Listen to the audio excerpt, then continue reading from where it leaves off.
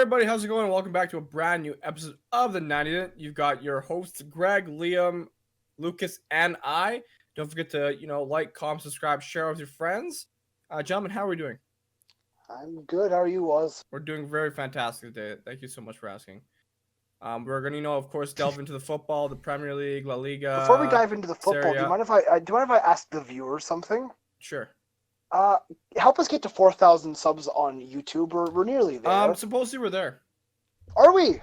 Apparently, Thank you for 4,000. According to my Twitch, Lucas, don't even respond. I know you're gonna say something smart ass. I don't know. But here's the thing. My Twitch viewers were saying how we actually hit 4K, although on the YouTube Studio app it says we don't have 4K. So anyway, if we are at if we're at 4,000, thank you very much. If we're not at 4,000, we're very close. Help us get there. We appreciate all that support, 100%. Yes. And we're doing well on the TikTok as well. That's been growing. Woz coming out some great Irish content as of late. Yes, I mean, I think it's fair to say before we jump into the current news, we say rest in peace to Jack Charlton. If you don't know who he was a legend of the game. He's a brother of Sir Bobby Charlton. He played over 600 games for Leeds United back in the 60s and 50s. He won a World Cup with England, and he was also a very good manager for the Republic of Ireland with close to a 50% win rate. Yeah, he brought them to places that they really should never have been. He achieved great things for the Emerald Isle. Yeah, I think it's fair to say that our generation maybe doesn't know a lot about him, but I know my dad's generation, my dad's like, oh my goodness, Jack Charlton died. I'm like, yes, yeah, unfortunate, but that's life, and he was a legend of the game. Exactly. But like Woz said, let's jump into the football. We got a lot to talk about. It's been a busy week. I think we got to start in the Premier League because it was actually very interesting over the past few days. So if you may notice that Mr. Matt is not here with us today. Thank God. No, I love Matt. Don't get me wrong. It's just, if I say something good about United, he'll find a way to take it away from me. He says, no, you're not that good. I think me and Matt were having a conversation last week. I don't know if it was on the podcast or whatever, but I was like, oh, yeah. Oh, my God, sorry. He's like, oh, United. I'm like, oh, United are pretty good right now. No, they're not. I'm like, what do you mean? What have they done in the last 4 years? I'm talking about right now. Right now, we're a different team, man. I'm not talking about 4 years ago. I mean, 4 years ago, within the last 4 years, I actually thought about it. That's 2016. We won an FA Cup. We won a League Cup. We won the Europa League, or second in the Premier League. So not too bad. Pretty sure that's better than Spurs and Arsenal and the majority of the London clubs. So shut your mouth. Okay. I did not know this was a Manchester United podcast. I gotta be honest. But they're not even playing in the first handful of days of the Premier League this week. They're playing tomorrow. Or today. I mean, this past week. Last week. I'm saying this past week, the one we're going to talk about. Yeah, I mean, let's take a look. Well, the reason he does that. Look at United before, with Ferguson compared to now. Obviously, it's not the same. You know this. Every United fan knows this. Let's talk I know this. about the week of the Premier League. Not Manchester United. We're going to talk. It kicked off. And Everton. Tottenham. Everton. Exactly. Thank you, Greg, for being on topic. It was probably one of the worst games I think I've ever seen. I wanted to carve out my eyes with a dull spoon, but it happened. Tottenham Hotspur somehow get a 1-0 victory. That's about it. Like I once said to a Spurs supporter, watching Jose manage is like watching paint dry. It's awful. He's definitely lost his flair. Yeah, he's got that defensive-minded play style. Yeah. He's always had a defensive style, though. Is this any different? Not as bad as it is right now. If I'm being brutally honest, he never really had any flair. Maybe with Eden Hazard or Ronaldo. Throw back to Porto days.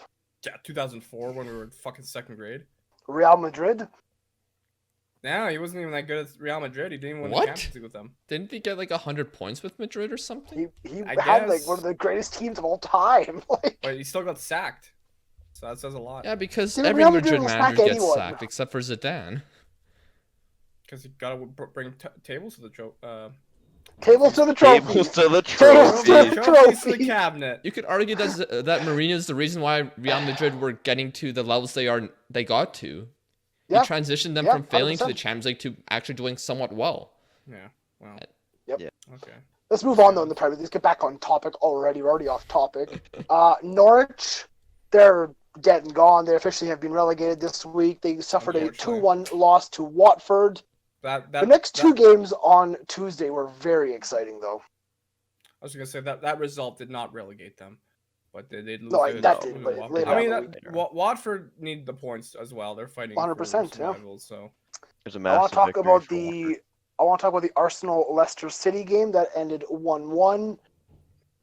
Both clubs have not been great since coming back since the break. I'll disagree. Arsenal have been a bit better, I think, than Leicester, but both clubs have not lit the world on fire, kind of thing.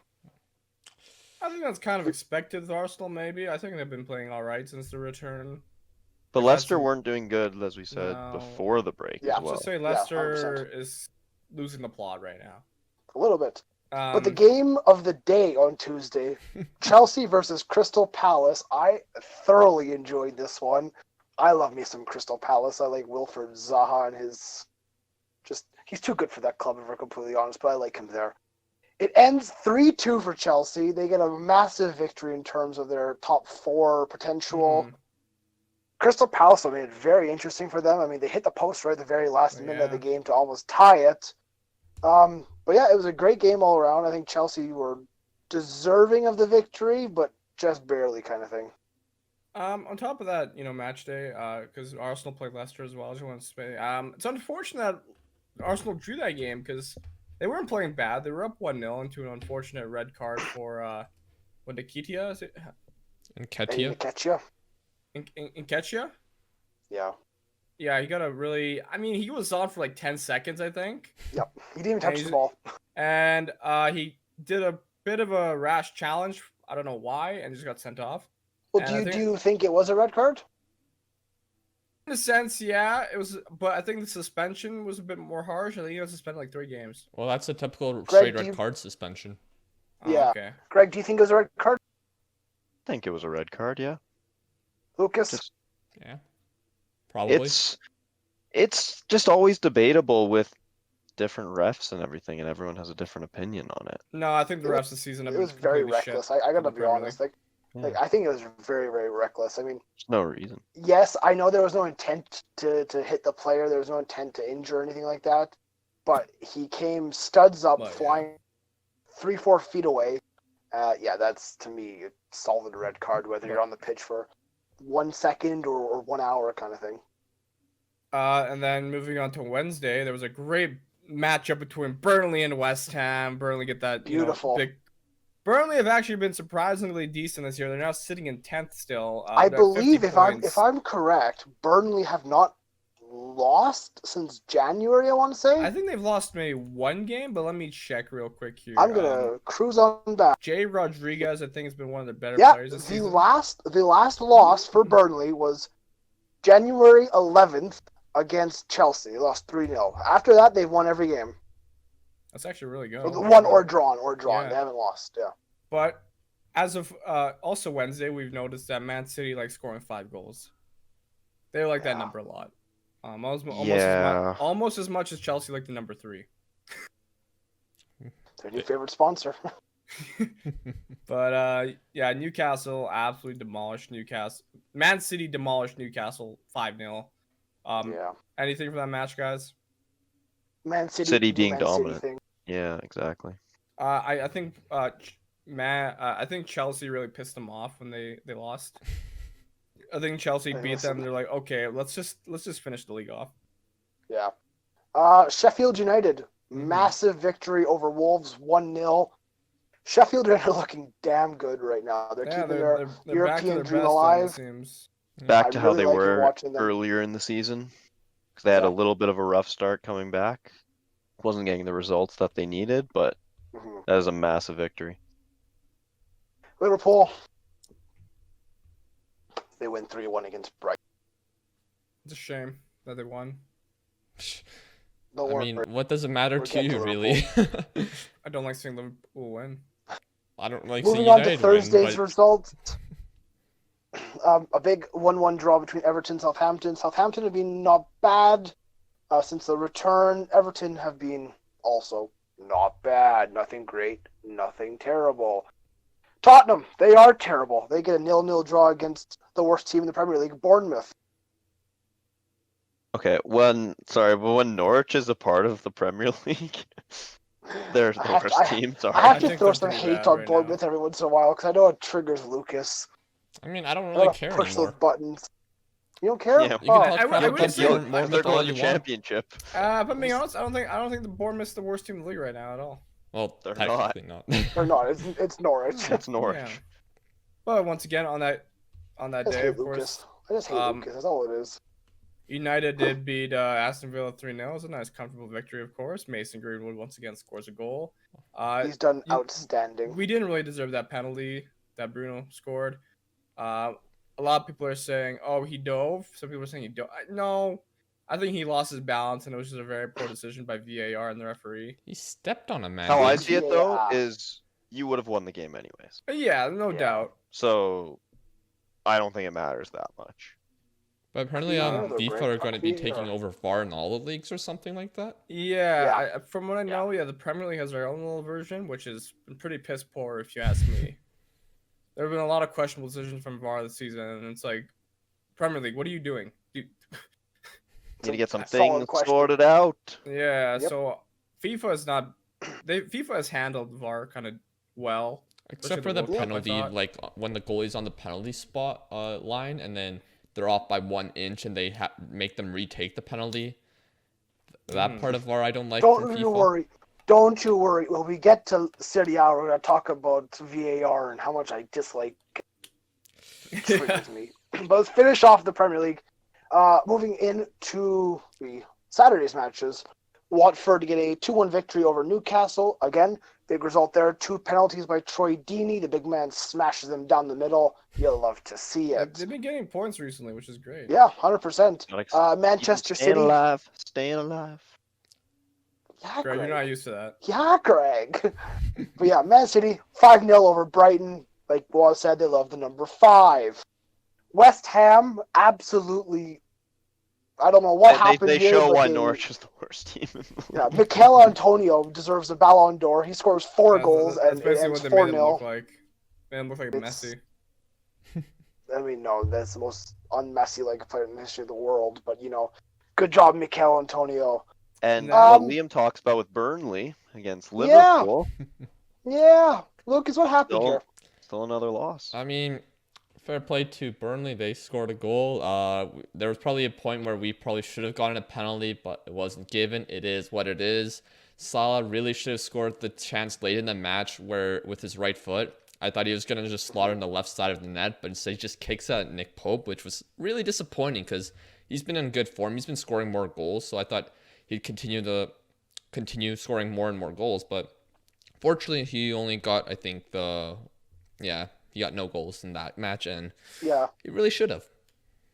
Yeah, Firmino, he had that chance to go off the inside of the post. Mo Salah, he missed the net completely on what I thought was a wide open target. I watched the first half of this game, and Liverpool were dominant. They had tons of chances, they had tons of shots. Nick Pope was looking real good, making some key saves. I then fell back asleep, woke back up for the end of the game, and went, "What the fuck happened here?" I was at 1-1. I was expecting like a 3-0 kind of thing.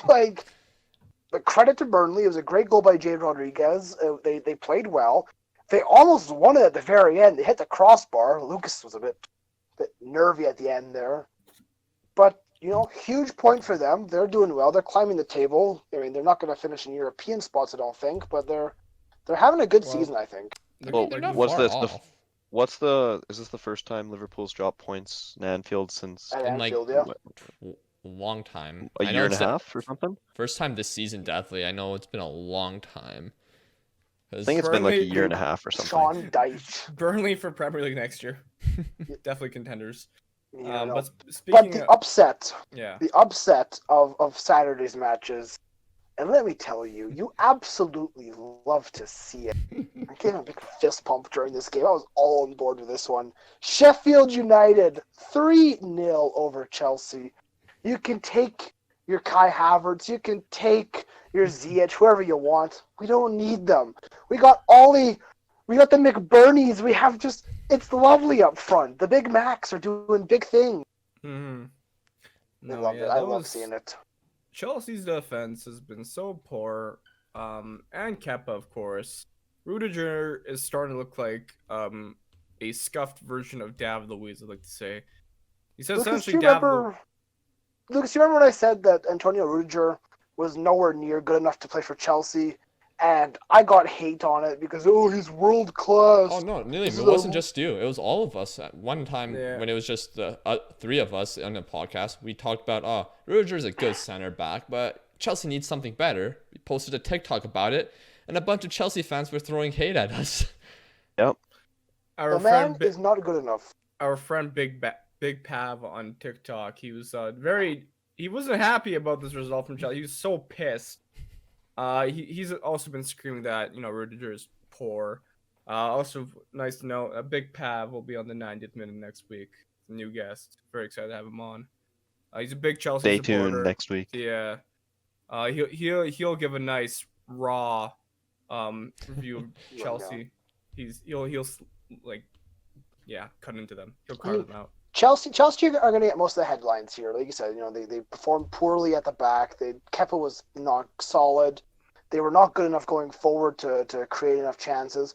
But I'm going to give the credit to Sheffield United. You got to give it to them. Solid team. They're playing so well right now. They're under, I think, the manager of the season, in my opinion. Full credit goes to them. Just how fantastic they've been from a team that we all had to be relegated next season, or down near the bottom at least. They're in a European place nearly. They're going to challenge for Europa League. It's fantastic to see. Yeah, I think Chris Wilder is probably going to win Manager of the Year. 100% he should. Him, It's just like Wolves. You got two teams now in 2 years that came in from the Championship and just flew it to the Premier League. The difference with Wolves and Sheffield United is Wolves had money. Wolves made behind them, signings. They made world-class signings, like great, like international players. Sheffield United have a bunch of guys that probably half the world never heard of before they started off in the Premier League. McBurney. Do you know who Ollie McBurney was 12 months ago, or whoever, like in the midfield? Like, you're like, who are these guys? And they show up and they do bits. They love to see it. Yeah, and also, Sheffield United probably have a manager who is severely overlooked and is actually probably one of the best managers in the Premier League easily. And not many managers would be able to get a team like Sheffield United and perform like this. Not even guys like, I don't think guys like Lampard or Ole would be able to do this with this team. Oh, Ole probably wouldn't. No. Ole's struggling with United. Well, he's not struggling anymore. Not right now. Not anymore. No. But, full credit to them. They're doing fantastic. I'm a huge fan of Sheffield United this season. So right now that makes the war for fourth, as we said, is on fire. It is. Guns are being shot across the league. Today, Wolves beat Everton 3-0. Big result for Wolves again. They're in the fight for the Champions League. Some people are wondering if they can actually get a Champions League spot. It's not a million miles away, but they are. What do we got? 3 or 4 games left? Yeah. So 3, I believe. Yeah. It's getting close. United have a game in hand, which could be huge come the end of the season. Yeah, of course. It's Sunday right now. Am I not right in saying that United play Leicester on the last day of the season? They do. Yes, they do. And Leicester, let's move on to them. Leicester got absolutely beat up by Bournemouth. I don't know what happened in this game. 4-1. What? Red card? Soyuncu got sent off, and Dominic Solanke looked like the second coming of Messi. Big Mbappe. Yeah. Was this Solanke's first Premier League goal, or has he scored one before? Because I know people were talking about a long time that he hadn't scored in the Premier League. He may have scored one, but I'm not entirely sure, honestly. But it all happened in the space of like 5 minutes kind of thing. Because, like you said, Dominic Solanke scores in the 67th minute. Soyuncu gets sent off in the 67th minute. And then the 66th minute, there's also a goal. It's like, okay. Oh, yeah, I think those are... So he scored a brace today. I think those are his first Premier League goals since the 2017-2018 season with Liverpool. I don't know Good to how see him that get man some still goals. starts. I don't know how he still starts in the Premier League, but hey, Hey, he scored 2 when you today. spend that much money. Yeah. But what it's massive for Bournemouth to get a big result against a bigger team, see if they can try and stay up in the Prem. But for Leicester, what the heck is that? They're blowing it. I've seen tweets for Brendan Rodgers out. I mean, I don't know if No. you should do that with how No, he good of a shouldn't get season the he had stat. at the beginning and everything, but I think it's time that the Leicester players take a look in the mirror, because this happened last season with Club 12. They gave up with him for the past 3 months of the season. well, they gave up with him because they didn't like his style of play. So what's happening here, Lucas? This is a team that was flying at the beginning of the year. Look, they yes, were I agree. overperforming. They were playing above their level. They were yeah. easily performing above their level, and they were just scoring a lot of goals where really they probably wouldn't have in a normal scenario they wouldn't score. So they're just outperforming their expected goals, and now things are starting to balance out and it's catching up with them. And also, Brendan Rodgers does have a history of not being able to get the job done when it's most important. I know he's won the treble with Celtic, but this is a different scenario here. He also bottled it in Europe, I gotta be honest. Like, we saw earlier where they lost in the semi-final to Aston Villa. Then same thing with Liverpool with a FA Cup a handful of years ago, and also the Premier League, which I'm not going to put the blame on him there, but we're starting to see a pattern with him. Is he a bottle job of a manager? He's a great manager, but can't get the job done when it's most important? Maybe. It's possible. That's possible. Yeah. I mean, what do you guys think? Do you think he cracks under the pressure? I think he is a very good manager. I don't know if he cracks under pressure or if it's more he doesn't know how to finish it off. He knows how to get the results for the first 3 quarters of the season. That last quarter, he just stumbles a little bit. Yeah, and also a half though, more than a quarter for this season at least. And also, there was less pressure when he was at Celtic, because I guess Rangers weren't as good as they are now, right?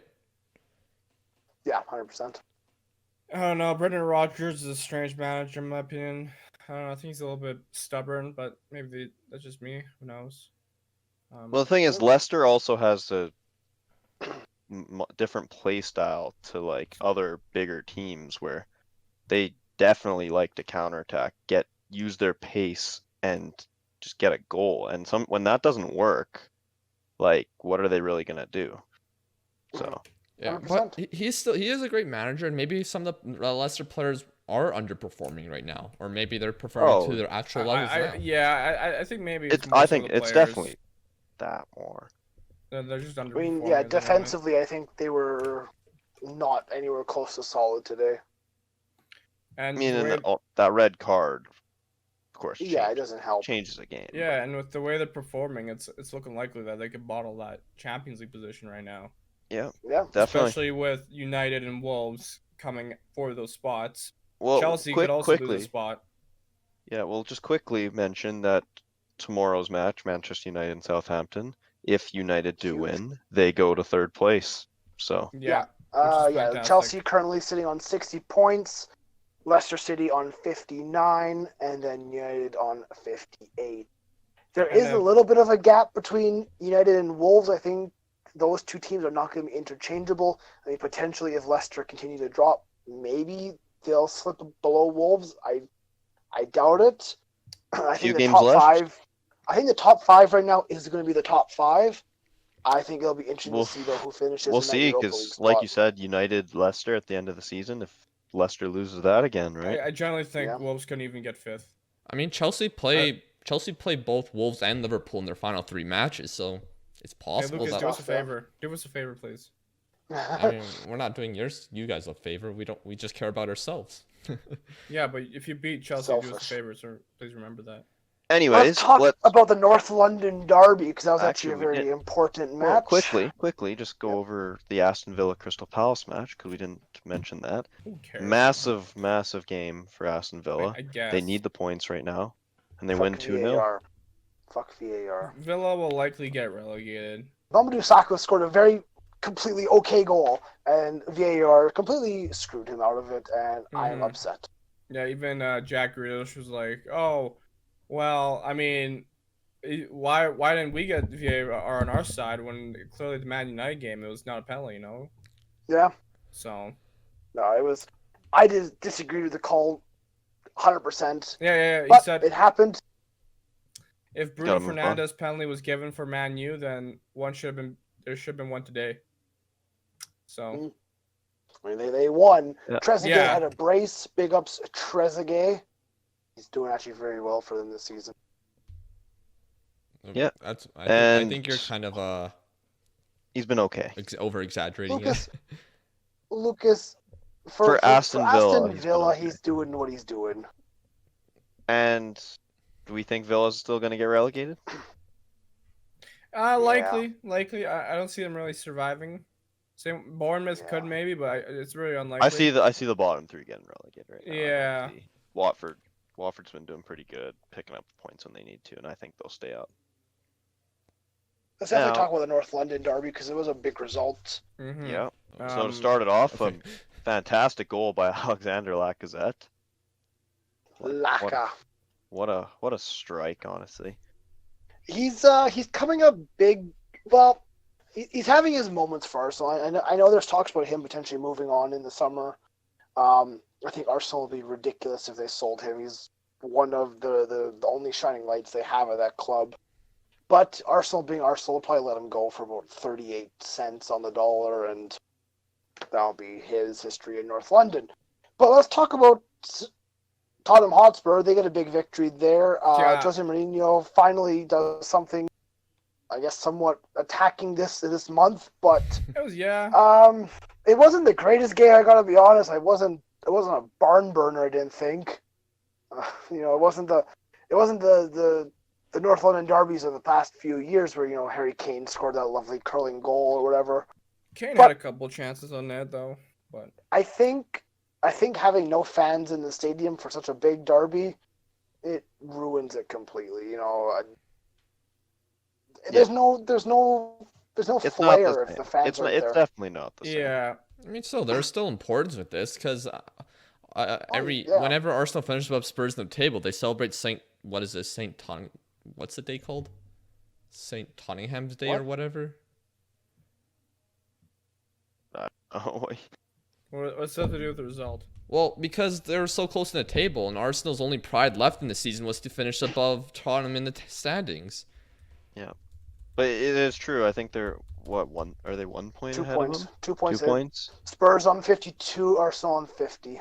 Yeah, so with how bad both clubs have been this season, you gotta have a little bit of pride. I guess. It's pretty sad when both Spurs and Arsenal are not really in that top four discussion when they usually are. This time it's Sheffield when you talk about the top six. Yeah, it's no. Yeah. See, I searched it up. It's called St Totteringham's Day. It's interesting, but I don't think Lucas Moura really cares about that day. He's Brazilian. He probably came. He didn't probably know there was a day. With all the foreign players, for all the foreign players in London, they probably don't even know that day exists. A local lad will probably come up to them and be like, no, they don't care. Like a local lad will come up and say, "Hey, Moura, you hear about St Tottenham's Day? What? What is that? I'm here to play football." I'm sorry. I mean, aren't the fans any important to you, Woz? No, I'm brutally honest. Money. It's not that big of a derby. Well, it is a big derby, but it's a huge derby. No, it is. It's the but biggest in England. Do some of the players necessarily care that it's a London derby if they're from different countries? Of course you do care. care. Any derby in the world. Especially if you're David Luiz, when you've hopped different London clubs, do you even care? You're getting paid by the club to play football. You play for the badge. The badge represents. I kind of agree with Woz to an extent. Like you say, you Brazilians, your foreign players don't understand the significance of the history of the derby. However, I think they understand the significance of the match. Two big clubs, two rivals. You understand that you need to get the victory in this game. But I completely get what you mean. Like, Yeah. does David Luiz go, you know what? The history between Tottenham and Arsenal goes back centuries because of the close proximity. No, they don't, you know? No, the guy literally hopped from Chelsea to Arsenal. But I The think guy's a fraud. I think if you're getting paid by the club, you're due to understand the significance of the importance for the fans with this matchup and the importance of finishing above your rivals. I think for him, I agree with both points. I think for him, he thinks it's more important that they finish above them. That points are right now more important than the significance of the rivalry. This is not like Celtic versus Rangers. Well, when it's so close, they both correlate with each other when it's so close in the table. In a sense. But was even with Celtic Rangers, I've noticed even in my lifetime of watching the Old Firm that it's changed over the past handful of years. Like there's a lot less Scottish players playing in it. Yes, each club still has a Scottish spine, let's say, but there's a lot more French and foreign players that you. Yes, they want to win. Yes, they know it's a big game. Yes, they understand that it will affect the title, but they don't understand the religious behind it. They don't understand the hatred between the fan groups. So I get what you mean, 100%. I think the reason I'm saying this because I feel like I said from what I saw, maybe there was a lack of urgency from Arsenal in that match, but maybe that was just me. That's just Arsenal. That's just Arsenal right now. I don't think so because Arsenal have been performing very well this season. No, they haven't. I'm not this. I mean, in recent games they have been playing well. Sorry, that was my bad there. Too much. What I mean to say, Arsenal's been performing a bit better in recent matches. They've been conceding less. So I'm pretty sure they've They dropped the drew- most they drew points from winning Leicester. positions this season. I mean, I'll give you credit with this. They beat Sheffield, which is big. They beat Wolves, which was big. I give you Yeah. that. But they drew to Leicester. They looked not great there. Man City beat them up when they came Okay, back, and then Brighton beat them. They drew Just a restart. Southampton, I didn't think. they? Yeah. Yeah. Let's talk though about the game because like Greg said, Alexander Lacazette scored a good goal. Heung-min Son tied it up just minutes after. That was a And good the game goal. it was, and the game was won ultimately by Toby Alderweireld, who I called the coolest Toby on the planet, which I still stand by. He won it in the 81st minute with a lovely header. From the sideman. He's way cooler. Toby Alderweireld is much cooler than Toby from the sideman, Lucas. I'm sorry, just not even comparable. Yeah. Whatever. Okay then. Let's look forward. Because like Greg said, Manchester United Southampton is tomorrow or Monday. That's going to be a huge result for United if they can get that. Now we know. Can Southampton pull one over United? They pulled one over It's not- City recently. It's not going to be an easy game. Danny Ings, lethal goal scorer. I mean, I take it one game at a time. I'm not gonna say it's gonna be an easy game. I like. What's your score prediction? Maybe I'll go. I'd say 3-1 United. 3-1 is fair to say, but at the same time, 2-1. I'm not convinced. It's always a win. You never know with United, as I say. Anything can 2-1 happen in United. football. Give Although- Mason the ball. Let him have a strike, and he'll put it in. Mason the back of Greenwood's the been net. pretty good recently. I can't deny that. He's very exciting to watch. He can shoot from anywhere, it seems. I'm excited to watch this match, though. It's Yeah. going to be a very good match, I assume. Hope. I mean, if anything, it'll be just United taking control and putting 3 past them. Lucas, score prediction. Give it to me. 1-1. Ooh. Come on, Looking man. forward, we see Arsenal versus Liverpool. That'll be an interesting match. But finally, I'm going to finish up with Thursday, Leicester versus Sheffield United. Massive game. 4-1. 4-1 Sheffield United. Calling it. I'm calling it. I'm all on board the Sheffield train right now. Leicester going to lose 4-1 again? That'd be pretty bad. Two questions. Who would you rather have right now on your team? Would you rather have Phil Foden or Mason Greenwood? Greenwood.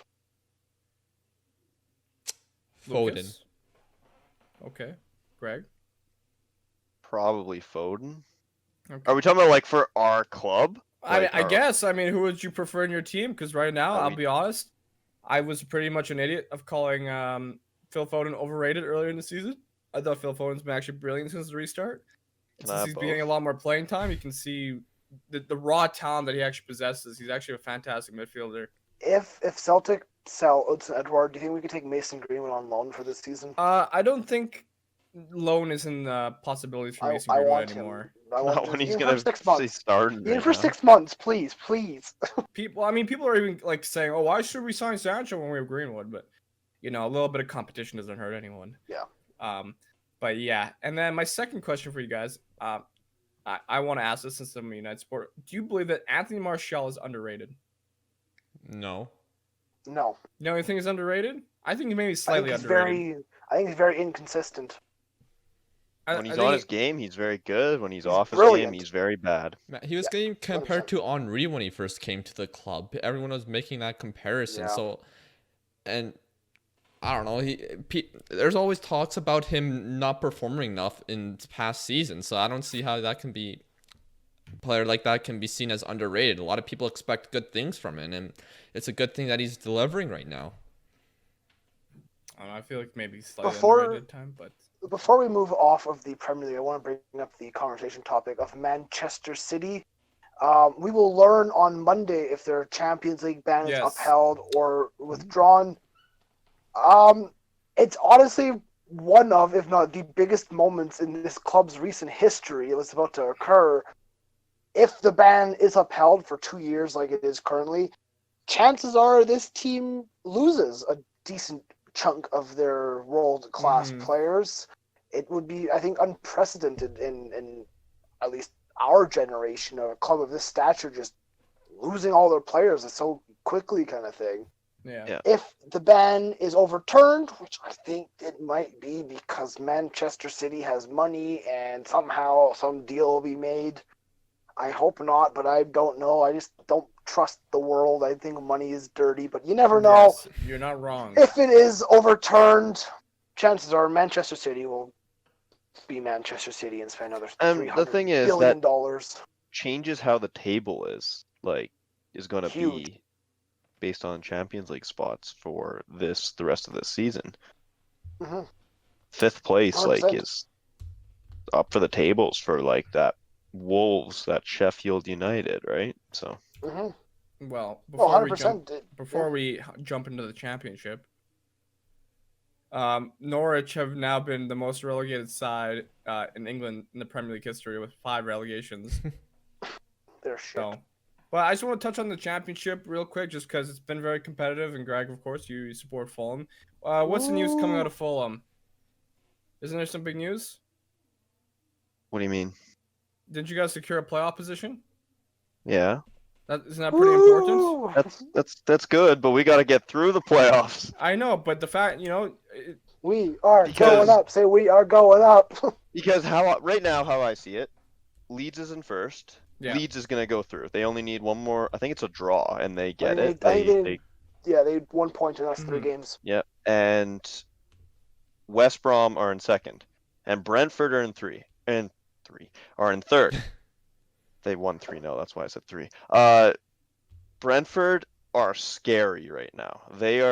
We never beat Brentford. I would much prefer Brentford get automatic promotion, and West Brom, we have to play West Brom in the final. We play West Brom on Tuesday. Yeah, that's At going to the be a massive game. Hawthorns. Ooh. Man, I gotta be honest.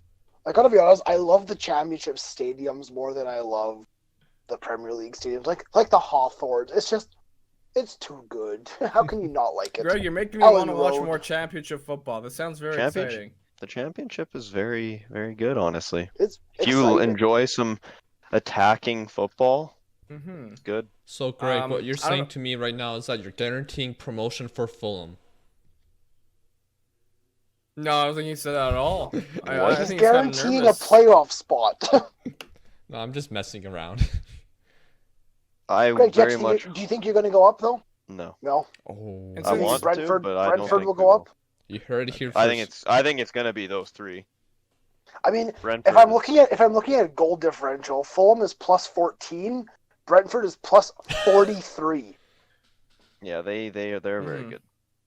Spooky. Now I guess. When we play good, we play good. But when we play, Fulham last season. Yeah. we played bad. I hope Brentford do go up I because think they're the definition of money ball. Yeah. They are third in the championship, which is neat. When was the last time we saw Brentford in the Premier League? It's been a long time, I think. Long time. Have they ever been in so. the Premier But League? Leeds, I think the big thing is Leeds is yeah, it'd be going nice back to up. see to them the back. Prem. It would. Yeah. they're a It's very basically historic team. confirmed. I think they've been Yeah, kind of on the 100%. like brink or the bubble to get promoted to the Premier League for a while now. Oh, they've And- been bottling it at the end Yeah, of the season exactly. for the past I'm really how excited many to see years? Bielsa in the Premier League. I think Bielsa will bring a lot of tactical know-how into the league. I'm looking forward Well, to the thing that. that's interesting is I feel a lot of players will want to go to Leeds, and honestly, James Milner. but they don't need to change their team that much. The team James is Milner to expected. lead. In sadder news, Hull City are in 22nd. I think the saddest news, I gotta be honest with you, is Huddersfield. Huddersfield, This is that's a Premier League club a 20th. handful of seasons ago. Yep. They're right down there. Same with Like, Middlesbrough. you say a handful of seasons ago, Liam. They went down. 2 years ago? They went down with Fulham. Jesus, they did. So credit was to Cardiff. Fulham for staying alive. See, Cardiff's in 6th, I think, right Cardiff now. has stabilized, yeah. But Stoke is in 17th. and of course, the thing is, I don't know if you guys know, but Wigan has a big Yeah, point. drop. Wigan basically went bankrupt, unfortunately. Oh, I heard about that. Yeah. So yeah, they're gonna have a. So Yeah, they're in reduction. second last, I believe, right now. I heard so. there's a Yeah. crazy story behind that. Like lots of like really sad things that are happening with that club. Wigan's a hugely historic club. I mean, literally, FA Cup winner. What? Not even 10 years ago. Like, 2015, yeah. it's a huge club. Yeah. Let's move Where on do you to want the to go? second, Where do you want to go? second Waz? most exciting league in Europe, which is Italy. It- Recently, Yeah. Italy has turned up the fire, I guess you can Like, say. I'm starting to literally. sound- If I'm watching Serie A, you know it's exciting. Yeah, I I couldn't know give in a the damn past about this maybe league. we slagged off Serie A a little bit. We say, oh, there's not enough scoring. There's been a lot of scoring recently. But the- Lazio are out of the title race. Oh, they've been Goodbye. so disappointing. I don't know what Goodbye. happened, Lazio. It's like Lecce. Fucking Lecce beat yeah, them that's 2-1. the thing. It's like they forgot they were even fighting for a title. I told you. They were playing much above their abilities. Well, Thank and you, Liam. also because they do lack depth compared to the other top clubs, and they also have been getting injuries and suspensions, I believe. So that Yeah, hasn't I been believe I ideal said for that them. exact line, Lucas. Said they have no depth to win a title. I said that exact line. Yeah. Anyways, Like, the I other want a game gold that star. day, AC Yeah. Milan and Juventus. I don't know what the Oh, fuck happened boy. here either. I don't know what happened. Who expected this one, boys? Well, I mean, I expected the first half. Can when I be Juventus were brutally winning honest? 2-0. I think Atalanta were a little bit unfortunate not to get the victory here because We're not talking Juventus about that scored match, two was. We're not talking about Sorry. Atalanta. Sorry. That was a AC little Milan versus off- Juventus. Sorry, yeah, my bad. Because Juventus were winning 2-0, Rabiot and Ronaldo scoring, and then AC Milan were like, hey, we want to go win this game. It started off with a Zlatan Ibrahimovic penalty in the 62nd, Mr. Kessié scored in the 66th, Rafael Leao scores in the 67th, and big man Ante Rebic Yeah. scores in the 80th to turn it around and be dominant over Juventus. I was watching that game too, and just essentially the wheels fell apart for Juve. I think their defense really let them down. I think one player that's really disappointing me is Bonucci. I think he's as some Serie A fans have told him, he's being really carried by the back line. I heard he So- was doing a lot better compared to previous years in this season. Well, from what I've seen recently, he hasn't looked like a good defender at all. I'll be honest. I blame the goalkeeper. You're gonna of course blame the Polish goalkeeper. You absolute mong. No, I mean, Juventus were not good enough. They played a very slow tempo. They were not clinical. Their midfield was being run over by AC Milan's midfield. I mean, as we said, Pjanic is not good enough for Barcelona. Yet here he is, starting for Juventus and not doing good enough. Bentancur, I thought, was non-existent. Adrian Rabiot scored a goal, but okay, he did nothing else. I'm worried for Juventus going into this semi-final against Lyon. I got to be for real with you. Yeah, and even some Juventus supporters or people have said like, "Oh, should Sarri get sacked at the end of the season?" Just quickly, you talk about the Juventus Lyon though, but I guess we'll get on to that. But Oh yeah, 100%. Lyon we'll hasn't cover played. Champions League. The French teams are playing again. I know PSG played today. but like there's not, you know what I mean, like not. Yeah, they haven't Not- had not consistent huge, league but yeah. match Mhm. Yeah. matches. Do you know who PSG are going to play in a couple of weeks, Lucas?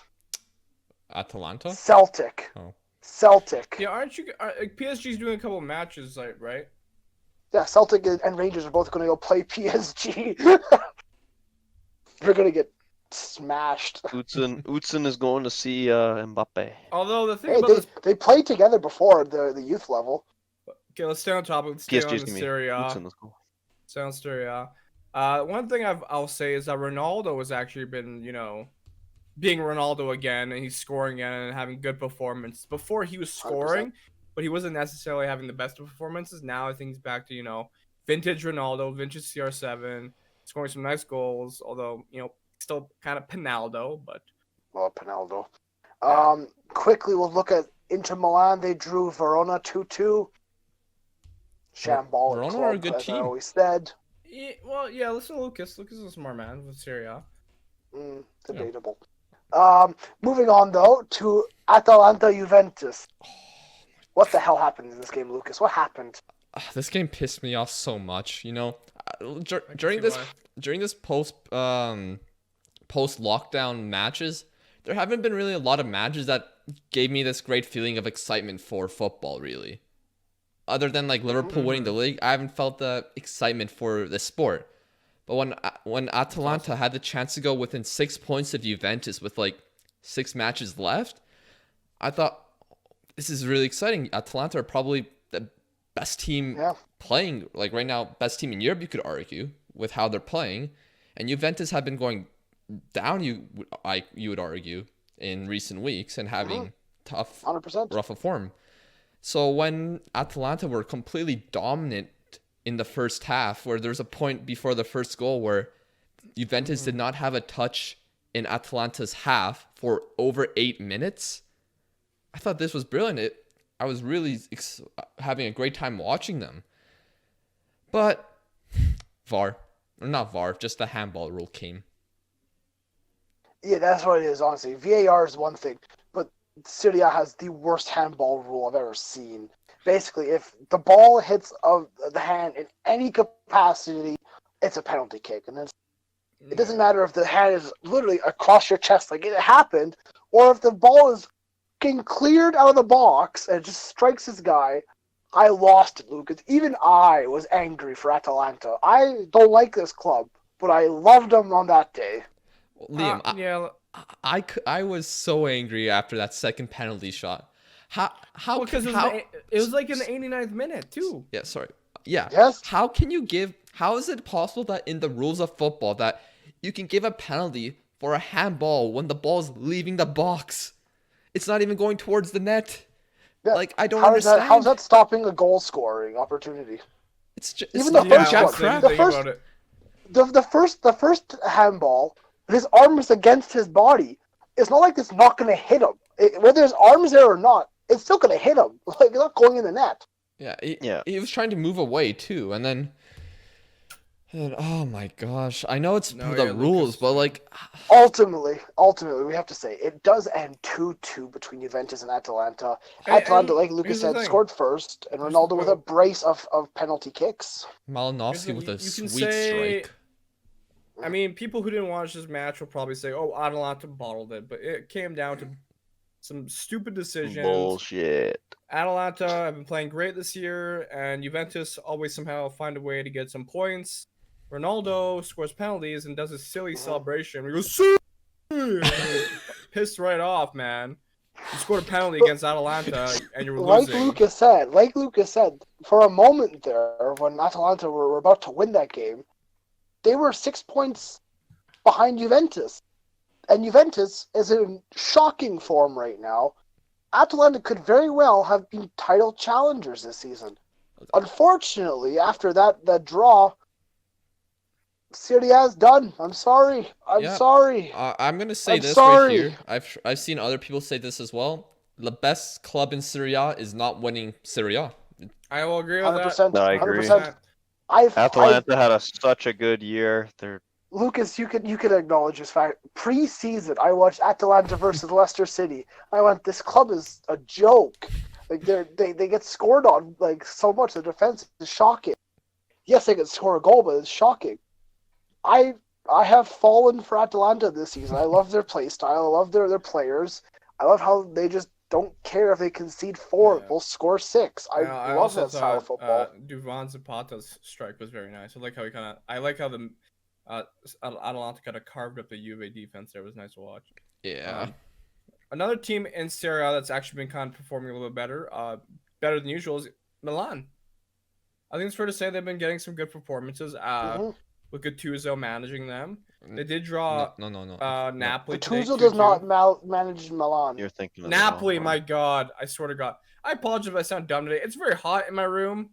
I'm like sweating, so it's kind of hard for me to think straight because the heat in my room is bullshit. But Yeah, yeah, that's because you fucking look at the lights in the background. Look at the fucking. yeah, I know. I'm everything. sweating right Oh now. my- Like my back is. Oh, it sucks. I hate the summer heat.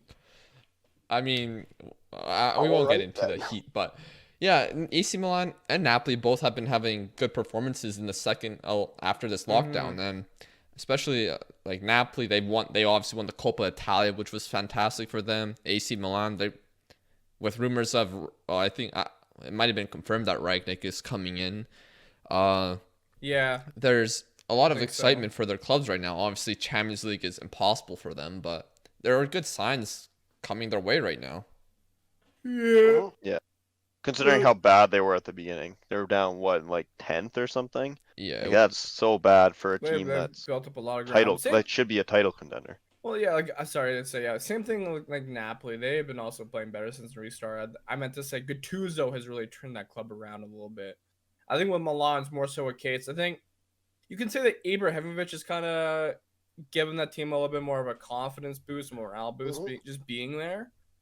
So yeah, I'm happy to see those both two clubs doing well, especially AC Milan. I want to see AC do better because they're such a historic team. So I know Inter supporters would be like, screw you, shut up, don't talk to them. Right now, AC has been, I think, the better club in Milan right now, recently, I think. I could be wrong, but yeah. What do you guys, let us know in the comments on YouTube. What do you think of Serie A so far? Do we want to move on to Spain? It's been a little boring. Can I mention something? Yes. Yes, you can, Lucas. Yeah, so Liam, you say you like the teams that score a lot of goals, but they don't mind conceding a lot either. Yes. I think in the future you will like Sassuolo a lot. Just throwing that out there. Sassuolo. Why would I like Sassuolo? Because they're now like the hipster team in Serie A now. They were like what Atalanta were like a year ago. Well, they did beat Lazio, who've been losing every game in the world right now. I mean, Because their goal Sassuolo's differential is That 5. Lucas is talking about hipster. Their goal God differential damn is it. 5, Lucas. Yeah, because why would I like this? because they've scored one of the most goals in Serie A, but they also concede one of the most goals in Serie A. Liam, Yeah. don't diss Lucas. He's a visionary with this stuff. Okay. It's stuff I hear. And Dombele, Fakir. I'm struggling to see this. I got to be for real with you. I'm kidding. I'm you were looking at struggling with Atalanta. They Atalanta scored as well, 87. so I understand your actually- Yeah. Please listen to Lucas. Also, Lucas, are you living in like a dark cave Yeah, right it now, just or got what's so going dark on? there. Do you own a light? Do you want me okay, to I turn like on it, a it's light nice. now? No, let's not No? waste any time. Okay. Champions But- League. Let's go Champions No, League. wait, before we get in there. So Ligue 1. Let's talk about the French league real quick. This is a small thing. PSG beat this French team 9-0. Yeah, it's a little hard from the second division. I talked about this. PSG. And They played everyone. they allowed football fans into the stadium, which Yes, is there's kind of 5,000 fans in the stadium. And And see, yeah, I kind of have Celtic a bit, play them. I kind of have a bit of a rant to go on. There's something that's been really Go for it. annoying me in world Go football for it, recently. Waz. It's Go more so for the fans of the game right now. Now, sure, PSG beat these team 9-0, and people are gonna say, "Oh, they played a bunch of farmers." Okay, sure, but the term farmer, in my opinion, has been being very much overused recently. Even in the Premier League, people are using, "Oh, United are playing farmers." No, these are professional footballers, and I think they deserve a little bit more respect. To say that any team that's not top 6 or a billion-dollar club, that they're a bunch of farmers is bullshit. Show some respect to these players. God damn it. Even in the Bundesliga, people are like, these are farmers. La Liga, these are farmers. Barca's beating farmers. No, not every team's a farming club, especially in the first Now- division. Just quickly though, Yeah. PSG compared to them though, the gap is No, ridiculous. I agree. But these players are not farmers by any Oh, chance. I 100% agree with that. It's not a Dude, literal dude, insult. It's just It's for me, Lucas, is more so getting annoying when even like Premier League clubs like Crystal Palace, Southampton, teams that are not doing well, they're being compared to farmers. They're not San Marino, for God's sakes. They're not these anyways. clubs. Yeah. Anyways, with Waz's rant God. though, you talk about PSG because winning 9-0 over a second division team. PSG beats first division teams like 8-0. I know, So, that's also That 'cause- often. but they do. But you can't blame those have. teams. They don't have the amount of money that PSG do to bring in players like Mbappe and Neymar, Oh, Di Maria. I know, and that's the Yeah, thing about 100%, world yeah. football, right? Yeah, like Money. the way I see it as that, like the teams are smashing. They're not necessarily bad players or bad teams. Like I don't know, my cousin made a point years ago when I was talking to him, like, he's like, well, it's not necessarily a bad team in the Premier League. They're all quality teams. It's just compared to some, they're not as good. If Not we a single go, player Yeah. playing in the Liam Premier goes League and is talks bad. about Liam goes and talks about Bournemouth. If Liam Yeah, I mean, had a team and went and played Bournemouth kick his ass. 100%. Not a single Like- player, even going to League One, the third division of England. Not a single player in there compared to what we all know as a good footballer yeah. would be bad. They'd be better than anything we've ever seen before. Thank you. Exactly. That's what I'm meaning. Like, I don't know. I just feel like the word farmers and football is being overused now. So that's just my thing. I mean, that's what We happens talk with about the any Champions League any now. sort of joke. It's funny for a Yeah. while, then it becomes overused, and it'll probably Yeah. lose its It's a appeal. bit too I wa- much now. I agree. I Waz, want agree. to talk about Champions League because It's I'm back. excited. I'm It's- excited. The brackets. What about Europa League? I mean, we can talk about Europa League if you want to, but I want to talk about the actual competition that people actually care about, Okay. the Champions League. Okay. Let's start off with Atalanta PSG. Mm-hmm. Now this would be a very yeah. good 'Cause game. we were just hopefully. talking Yeah. about both teams. Yeah. Let's score some goals, boys. It's gonna be a very yeah, you very. could- It might kind of be like PSG versus Dortmund, where both teams are kind of touted to score a lot of goals. But at the end of the day, we'll see it. Straight Um, up, Atalanta can beat PSG. Whether they can beat them over two legs, I don't disagree know. with you. But there's not two legs here. Am I right, Lucas? No, it's one leg. One leg. Exactly. So on the day, Atalanta could knock out PSG right now, which would be Yeah. shocking. Yes, PSG are playing football again, but by the time the Champions League comes around in August, or in July, sorry, no, August. It's Yeah. August, right? Yeah, By the time that comes around in August, PSG's not gonna have played for almost like 5 months. It's Atalanta are in really good form right now, so I'm heavily looking forward to that tie. We see Napoli or Barcelona playing against Chelsea / Bayern Munich. Jesus, I love it. I love it even more. Barcelona, Bayern Munich. Hey, don't That'd count be out so good. Napoli. Don't count Napoli No, I know, Yeah. but And But- I'm sorry, Chelsea, Bayern. but you're not coming back. Yeah. yeah, no. Not with The greatest Bayern football Munich. club, the greatest football club in the history of the world, RB Leipzig. They take on Atletico Madrid. Like, wait, I I- actually was confused for a second. I'm gonna give some early predictions. I'm gonna give this result to Atletico. Yeah. I think Atletico Unfortunately, I wins. think I so, think so, especially without Timo Werner. Yeah. I don't know. I think Lucas giving Atletico's a been playing hipster very take and good. take Leipzig. Why? I've always Oh, I have to rated take. Atletico Madrid. You're the one who's never Yeah, rated yeah. I know you Atletico have. Madrid. Fine, I give Leipzig Maybe- a, Unfor- Yeah, a unfortunately, tout. Timo's such a big part of that club that until they find a You know what I would good find replacement hilarious? for him, it's gonna be. I would find it hilarious if like Atletico go on this miraculous run and win the Champions League without It's Griezmann, possible. It's and then possible. and people Hey, just like Matt did it.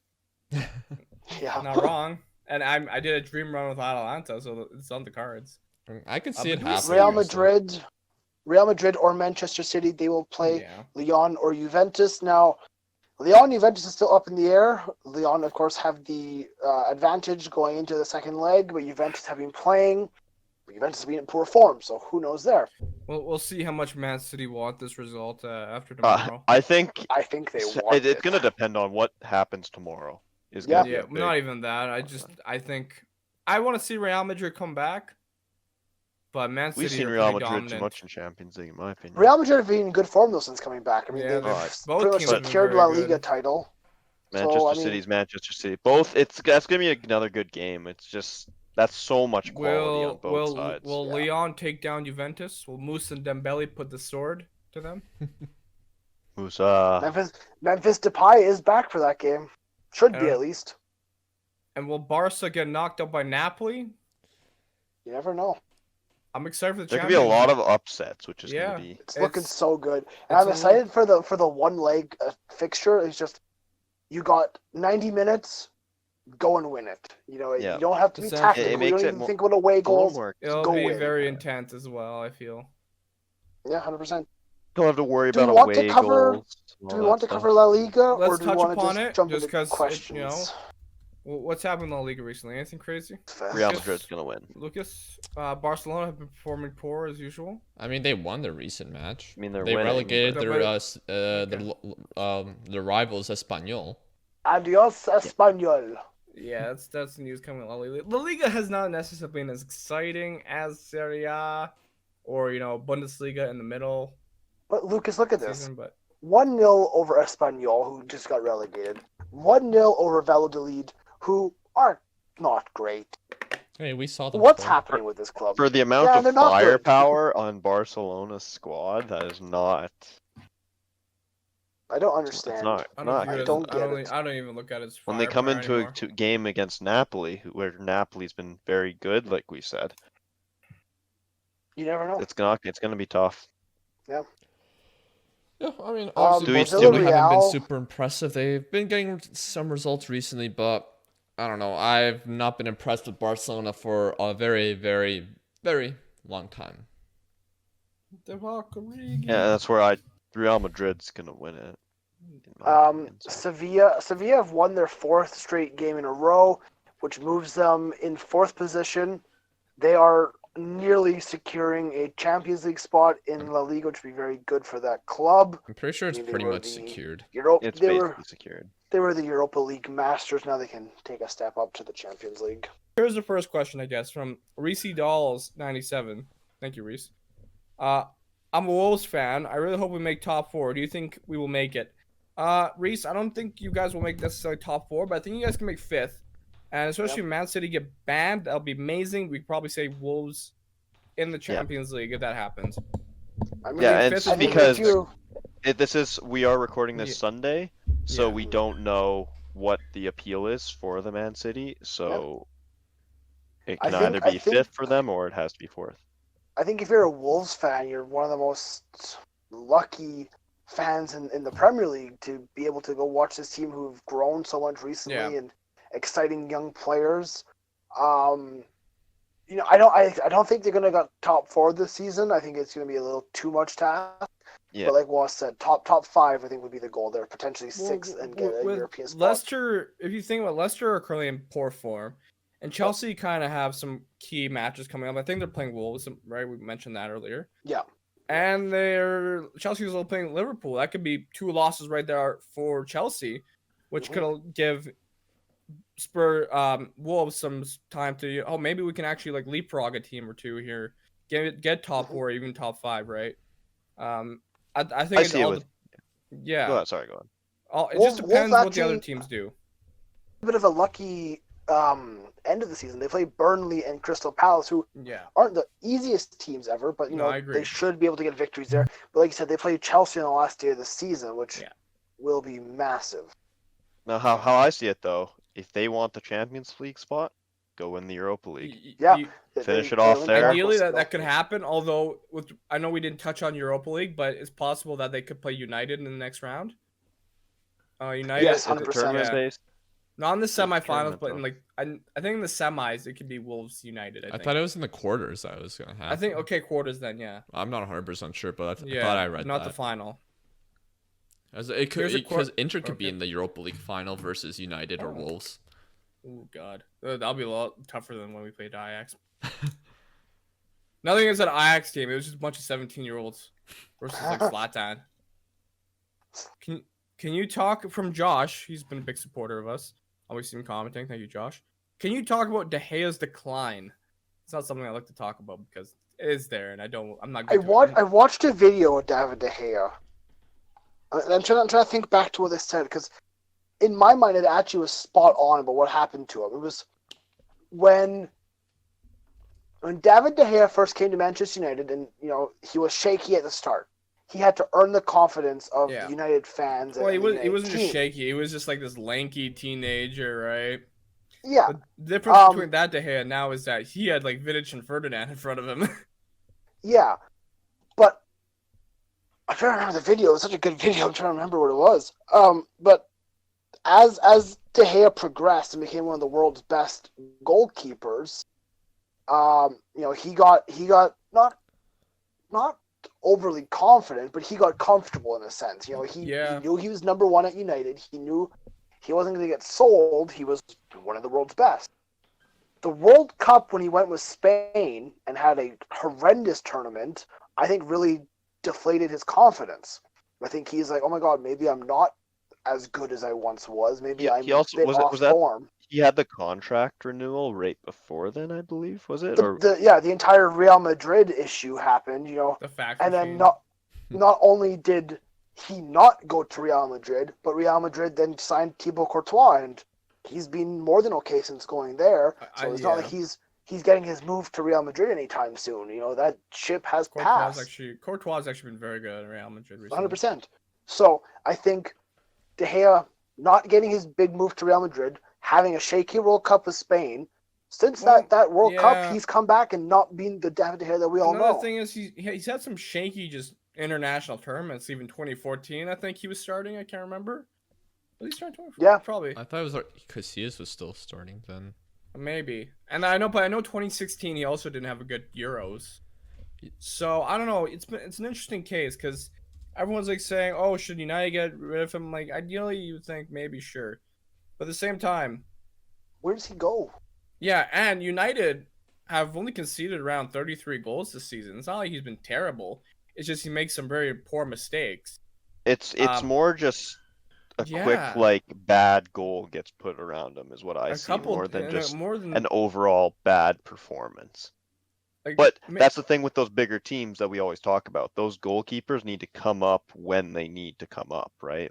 And when you make a bad mistake, it costs them. I think maybe every top goalkeeper goes through some rough patches of form from time to time. I think Neuer's had some moments, although he had injuries. I don't know about Buffon. I think Buffon's been pretty consistent all his career, but it's a shame to see, and then it's getting to the point where he needs to start performing, or else Dean Henderson's going to walk in and say, "Hey, I'm the new goalie here. I have 11 clean sheets with Sheffield United. So, what's up, David? Let's fight for the spot." And that's nothing. I think you should be actually excited about. Is that you have two goalkeepers who, in theory, should be good enough to lead your club. Exactly, and I don't know. It's a shame because I love David De Gea. I think without David De Gea, we probably would have finished 8th in the season, back during the Van Gaal and Mourinho days. He's really saved our ass, especially in big matches. So I hope he can pick up his form, and I hope he can stay at United for still a little bit. So, yeah. Yeah, I like that question. Next question is, this is good for you, Liam. I've been wanting you to talk about this for a while. From Leon McDermott, talk about Scotland national team's future. I think we've talked about this a little bit, but I guess why not bring it up a little bit, yeah. I mean, I think we've talked about the midfield being a little exciting with McTominay, Billy Gilmore, John McGregor to an extent, John McGinn. It is a bit exciting in that midfield. Ollie McBurney up front, I think he will be our new starting striker. I wonder if he can translate his form from Sheffield into the national team. Mm-hmm. Other than that, defensively, we have some all right fullbacks in Andy Robertson and Kieran Tierney. Center backs, are okay, not the best. Goalkeeping is getting a little up there in age, especially with Alan McGregor and Craig Gordon. I think he's actually retired from the national team now. But I think the biggest issue with the Scottish national team is coaching. I don't think we've ever, in recent years, we haven't had good enough coaching. I mean, we've had had moments of good. Like I look at the game against England when we were 2-1 up. I don't know if it was a coaching mistake or if it was just a team mentally not being in it, but to give up that goal minutes after we took the lead, it breaks your heart. It just deflates you, right? Yeah. The future of Scotland, it's possible. You never know. You never know who could show up one day and do well for your country, but let's wait and see.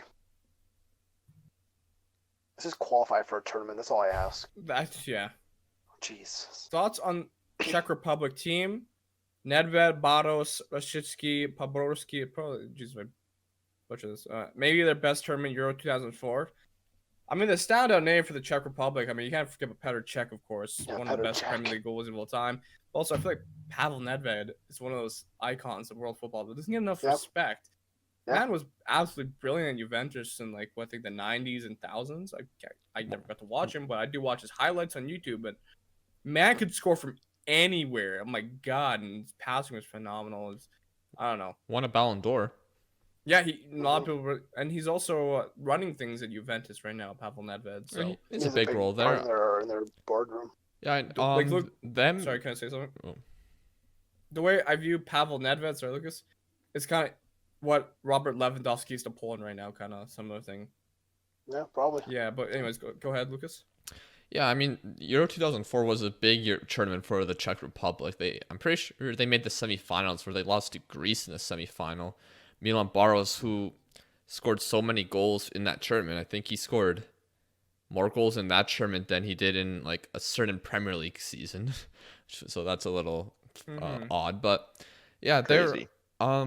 they definitely have their best generation during that period. They made the Euros now, so hopefully there's some bright future. I know there's a guy that is playing for Sparta Prague, I believe. His name is Hlozek or something like that. I've heard good things about him, so hopefully some more talent continue to come out of the Czech Republic. The only Czech Republic players I can really talk about is Filip Twardzik. I think he had a brother as well, twin brother. Yeah, his brother Patrick Twardzik. They're Czech. They used to play for Celtic. That's about it. But right now, yeah, I think the standout player for Czech Republic of current days is probably like Pavlenka on Werder Bremen, maybe. Mm-hmm. Yeah. I know Thomas Rosicky was kind of good lad. Big player for them, yeah. He played for Arsenal for a bit as well. But yeah, and then essentially. And last question, Luke. This is actually another one for Liam. Do you think Hudson Edouard could become one of the top strikers in the world in the next 10 years? I mean, it's asking a lot. Yeah. But I'm gonna go off. I'm gonna bring up an interview I saw just a couple days ago. I don't know if it was a French national team youth coach or just a youth coach from France who coached both Mbappe and Hudson Edouard, and he said that Hudson Edouard is a better all-round player than Kylian Mbappe is. So, this is not me saying these words. This is an actual football scout coach. So, this guy could be sniffing glue. Probably is. You never know what these French are getting up to. But Hudson Edouard is a very good player. He's got the pace. He has the power. He's very calm on the ball. He can score with both feet. He is a very, very good player. To be the top goal scorers in the world, though, that's wait and see pushing what happens. That's always always hard to say with youngsters like that. Yeah. From what I've seen from him, I could definitely see him being one of those like top players for one of those like not smaller teams, but like that look to mid-table. Moussa Dembele. Look at Dembele going to Lyon. That's kind of how I see it, like something like that, yeah. Which is very good player. Okay, I'm gonna move to Instagram. Okay, first question from Ryan's son. Do you guys watch the MLS? Well, the MLS not really the league games, but the playoffs, yes. Yeah. I've watched a bit in the past, but with the restart thing happening, I haven't really watched too much. I just know that there's been a big mess with a lot of players getting sent home and stuff like that. Yeah. So America is bad right now, so. Yeah, it's an understatement. Touch on Hudson Edward and Kylian Mbappe. So for the French under-19s, Mbappe played 11 games, scored 7 goals.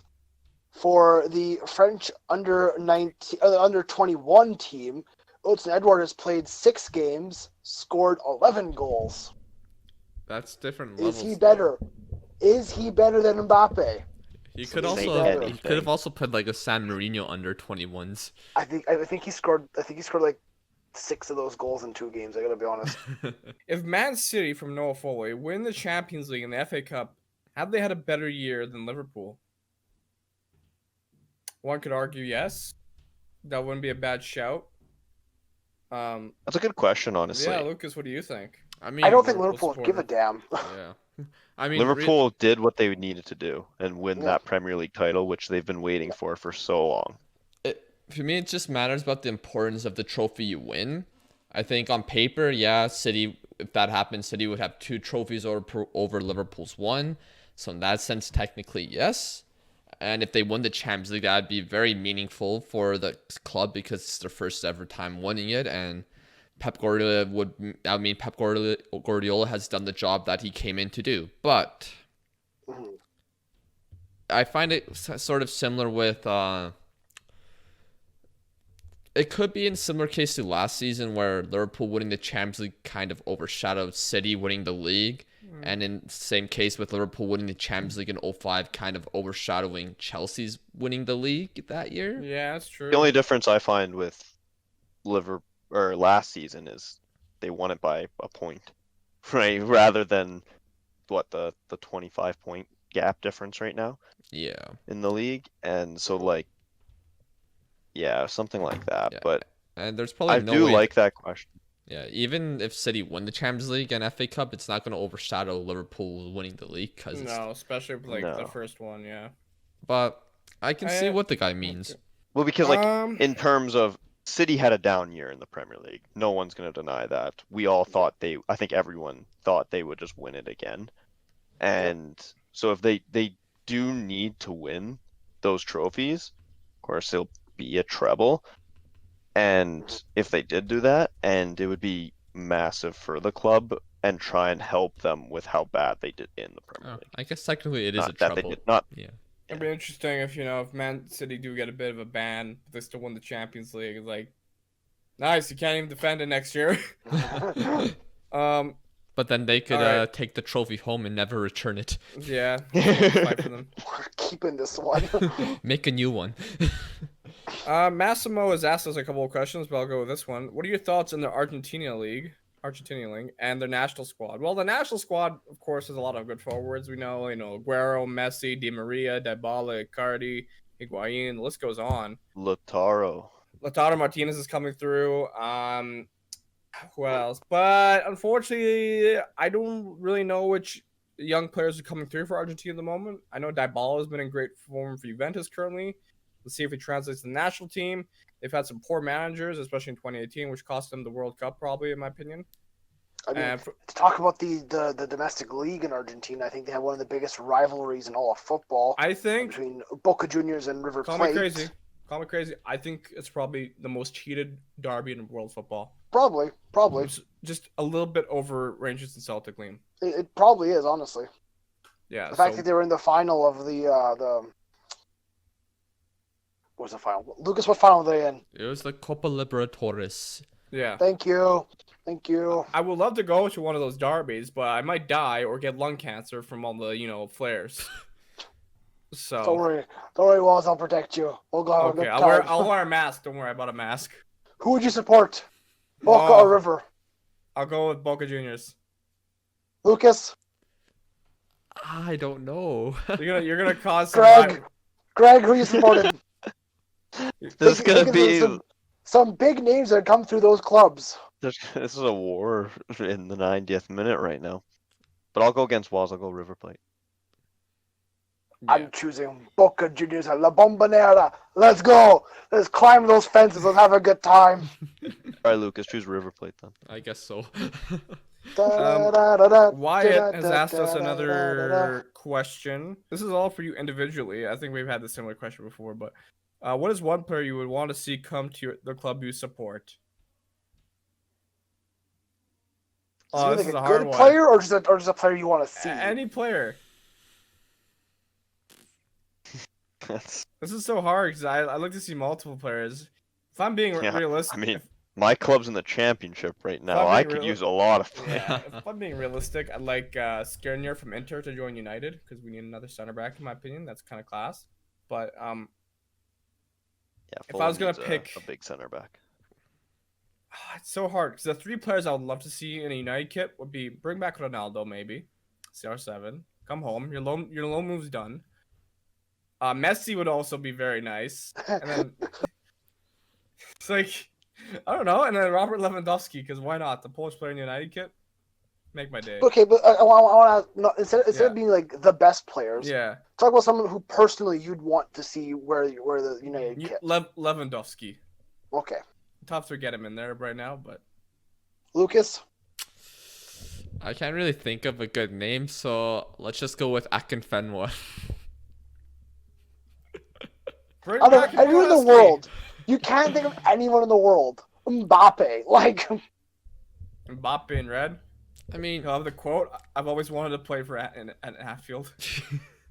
I'm just joking, but like honestly, like I'm having a hard time picking a guy that I like not just picking a guy who's one of the best in the world. I want to choose a guy that I enjoy watching and that I like. But Well, I'll say a funny one, which would be bad, like 'cause I don't actually want it, but it'd just be funny.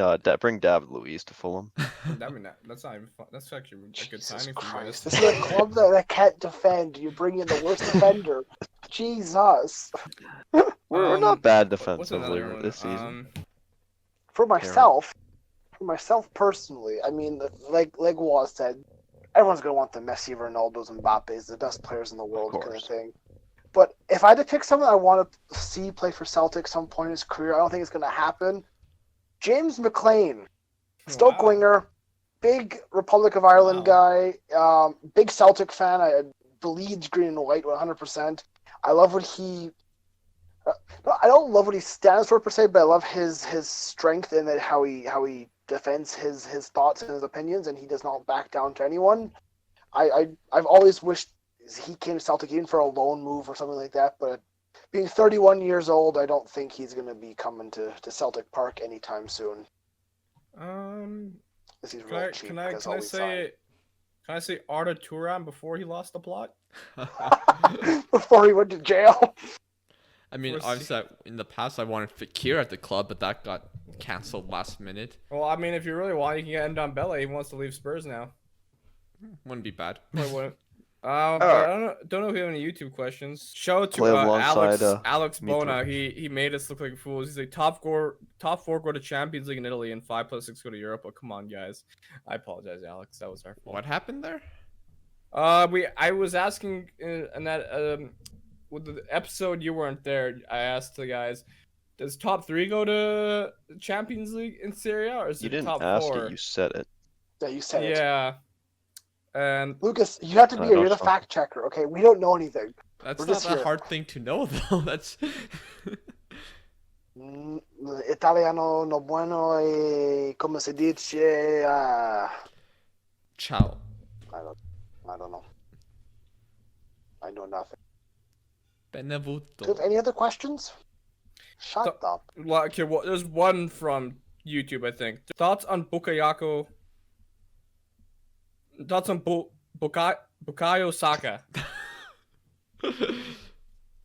You struggled with that, but I think. I'm sorry. Who? I'm sorry. Saka from Arsenal. I think he's probably one of the more exciting young players in the Prem right now. I know I butchered that name, but screw you guys. I don't know why. I forgot how to read recently. I think I lost the plot. Read during some books quarantine. I again, should go man. back to reading. I have like Game of Thrones there, man. How did you pronounce his name? Bukayo. Bukayo? Bukayo. Bukayo Saka. You're so lucky Maddie's not here tonight. Yeah, I know. For Mr. Bukayo Saka, How do I rate? Anyways, it's very how good that do I Arsenal rate signed him to a Mr. new Saka? contract. Very good. Yes. yeah. If they lost him, then I'd have no hope for Arsenal keeping a youth product again, really. Yeah. But I think he's a good player for them, still very young, but he's getting a lot of experience at the top level. And I think he's been playing in positions that he hasn't been fully comfortable in and still doing quite well. So I think there's a lot of excitement coming this guy's way, and hopefully he can continue to develop at Arsenal as long as Arsenal fix their club a bit. If Arsenal I fix think- Arsenal. He kind of reminds me a little bit of when Marcus Rashford came through United, like a English winger, striker, who kind of just, came on. You don't really know what to expect from him. So, kind of like that. And he's got he's versatile, so which is nice. I like him a lot. Sorry about butchering the name. I guess one more question. Should he represent England or Nigeria? England, please.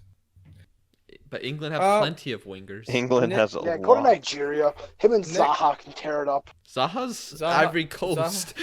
Oh, sorry. Yeah, sorry. Yeah, That was What even am worse I a mistake than listening was. to right now? you're an absolute melon. You can't even say his name. You Um, can't even get the right country. last Sorry, question, I'm I sorry. guess. You were just talking about how much you rated him. I'm just watching. I'm just reading. I'm currently reading about Shane Long right now. I gotta be honest. I'm just going through his Wikipedia page. Why? Okay, can I don't get to the know. last question? Thoughts on Manuel Neuer's career? Good. Very good. Oh yeah, that was great analysis, guys. Good and Oh, very what good. more to say? Won The man's been plenty of Bundesliga revolutionary. titles, won Champions Leagues, Has he won been the World best goalie Cup, this decade? just Yeah. everything. He's done Has he been everything. Has he been the best goalie this decade? You can't question Did he a has. Schalke We've a all bit? said that. One of the Yeah, most, 100% like he Liam has. said, he's revolutionary. He made that sweeper position his own, and he's won so many things. He was a finalist for the Ballon d'Or, which doesn't happen often for a goalkeeper. And Yeah, outside that of shows like how maybe good he's 1 or been. 2 years, he's been playing at the top level. And he's Yeah, had 100%. injuries too, and he's still like that. So, yeah, I mean, best keeper of the decade, 100% for me. Mhm. Well, there you guys have it. I think that's a wrap for the podcast. We made it this far. We answered a couple questions. Sorry, not a lot of questions compared to used. As the streak continues of Waz butchering names, this time first names. So, I apologize to Bukayo. Oh my I'm god. sorry. I'll just stop, man. It's 3 syllables. Just stop. Yeah. Liam, you want to take it away? Yeah, I'm gonna end this one. I'm gonna put a bullet in it because it needs to die. But anyways, from the four of us, from myself, Liam, from Greg, Waz, and Lucas, and Maddie as well, thank you for tuning in. Thank you for watching and listening. This has been yet another week in the beautiful game. We will see you next time.